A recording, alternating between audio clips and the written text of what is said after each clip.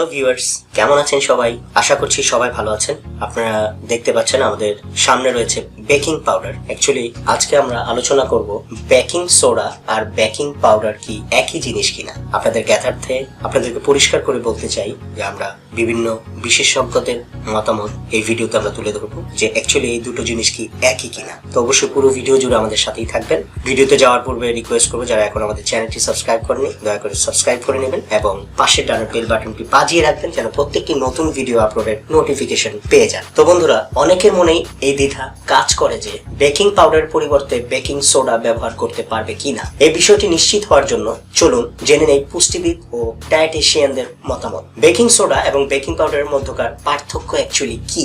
যদিও মানুষ বেকিং এর কাজে বেকিং পাউডার বা বেকিং সোডা ব্যবহার করে গাজন এজেন্ট হিসেবে, কিন্তু রাসায়নিকভাবে এরা ভিন্ন।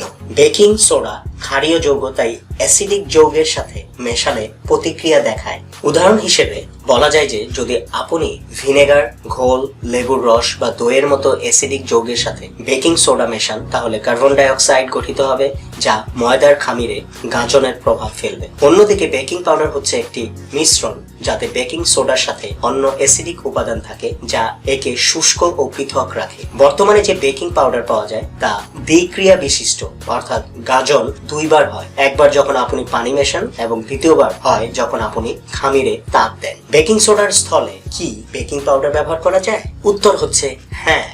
বেকিং সোডার পরিবর্তে আপনি বেকিং পাউডার ব্যবহার করতে পারেন, যদিও পরিমাণে পার্থক্য হতে পারে। উদাহরণ হিসেবে বলা যায় যে বেকিং সোডার পরিবর্তে বেকিং পাউডার ব্যবহারের জন্য আপনাকে 3 গুণ বেশি বেকিং পাউডার ব্যবহার করতে হবে। যদি একটি রেসিপিতে নির্দিষ্টভাবে 1 চা চামচ বেকিং সোডা ব্যবহার করতে বলা হয় কিন্তু আপনার কাছে সেই পরিমাণে নেই বেকিং সোডা এবং এর পরিবর্তে বেকিং পাউডার ব্যবহার করার পরিকল্পনা করেন, তাহলে কাঙ্ক্ষিত ফল পেতে আপনাকে 3 চা চামচ বেকিং পাউডার ব্যবহার করতে হবে। আর বেকিং পাউডারের স্থানে বেকিং সোডা ব্যবহার করার প্রয়োজন হলে বেকিং সোডার পরিমাণ কমাতে হবে এবং গাঁজানোর জন্য অ্যাসিডিক যৌগ ব্যবহার করতে হবে। তাই যদি কোনো রেসিপিতে 1 টেবিল চামচ বেকিং পাউডার ব্যবহারের পরামর্শ দেওয়া হয় তাহলে আপনি 1 চা চামচ বেকিং সোডা ব্যবহার করতে পারেন। 1 চা চামচ বেকিং সোডা এবং এর সাথে 2 চা চামচ লেবুর রস বা অন্য অ্যাসিডিক যৌগ ব্যবহার করতে পারেন। বেকিং সোডা নাকি বেকিং পাউডার, কোনটি ব্যবহার করা উচিত?